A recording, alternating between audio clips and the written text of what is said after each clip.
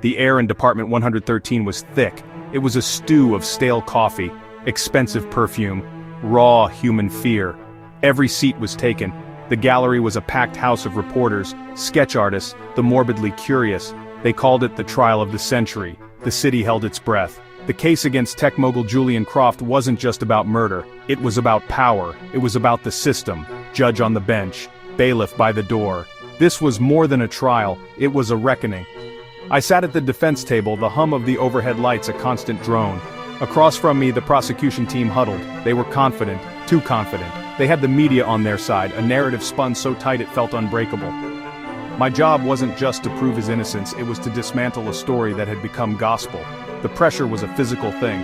One wrong move, one misplaced objection, could seal a man's fate for life. Julian Croft sat beside me, stone-faced.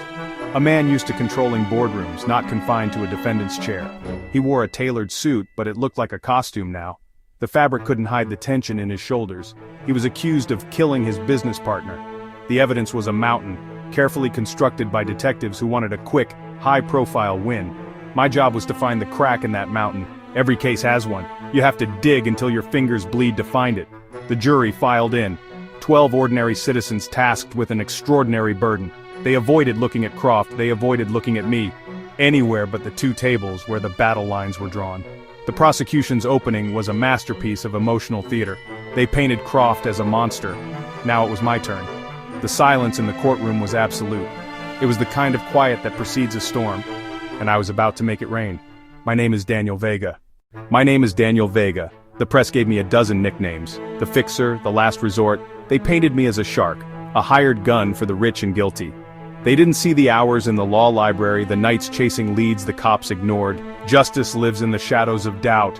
My job is to drag those shadows into the light, kicking and screaming if necessary. I believe everyone deserves a defense, not just a voice, but a sword and a shield.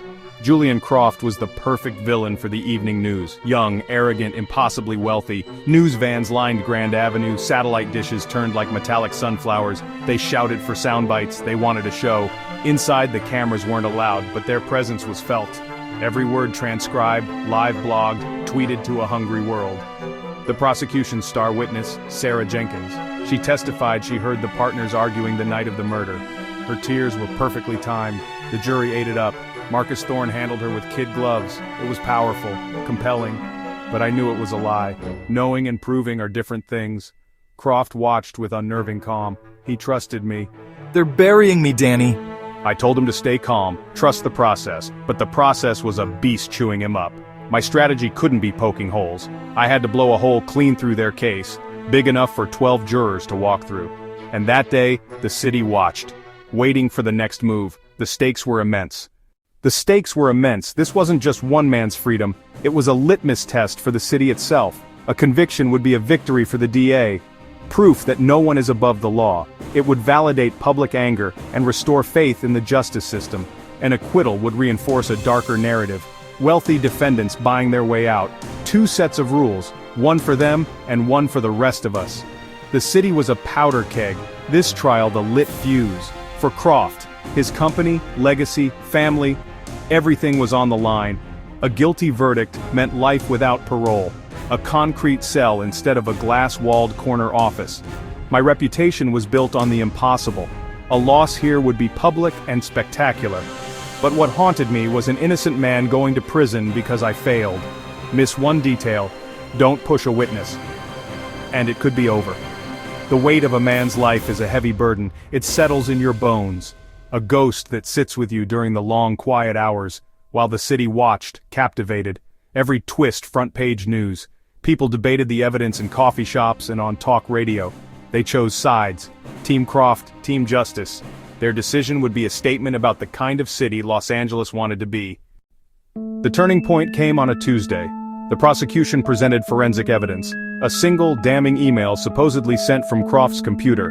It was their smoking gun. Thorne presented it with a flourish. The courtroom was silent as the words hung in the air. I let the silence sit. I let the jury absorb it. Then I rose for my cross-examination of the prosecution's tech expert. I had the expert admit that email headers could be forged, that IP addresses could be spoofed, that metadata can be altered. He was squirming. Doubt began to creep into jurors' faces. Then the real bombshell.